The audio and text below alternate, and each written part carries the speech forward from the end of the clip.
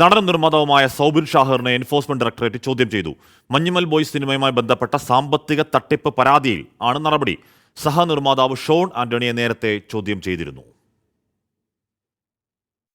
കഴിഞ്ഞ ദിവസം കൊച്ചിയിലെ എൻഫോഴ്സ്മെന്റ് ഡയറക്ടറേറ്റ് ഓഫീസിൽ വിളിച്ചുവരുത്തിയാണ് സൗബിൻ ഷാഹിറിനെ ചോദ്യം ചെയ്തത്. മഞ്ഞുമൽ ബോയ്സ് സിനിമയുടെ നിർമ്മാണ കമ്പനിയായ പറവ ഫിലിംസ് സാമ്പത്തിക തട്ടിപ്പ് നടത്തിയെന്ന പരാതിയിലാണ് നടപടി.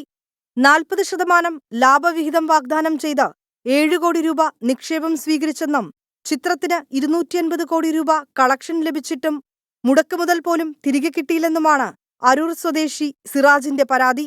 കേസെടുത്ത് അന്വേഷണം നടത്തിയ പോലീസ് സാമ്പത്തിക തട്ടിപ്പ് നടന്നതായി കോടതിയിൽ റിപ്പോർട്ട് സമർപ്പിച്ചു. ഇതിന് പിന്നാലെയാണ് ഇഡിയുടെ ഇടപെടൽ. സഹനിർമ്മാതാവ് ഷോൺ ആന്റണിയെ ഇഡി നേരത്തെ ചോദ്യം ചെയ്തിരുന്നു. സൗബിൻ ഷാഹിറിനെ വീണ്ടും ചോദ്യം ചെയ്തേക്കും.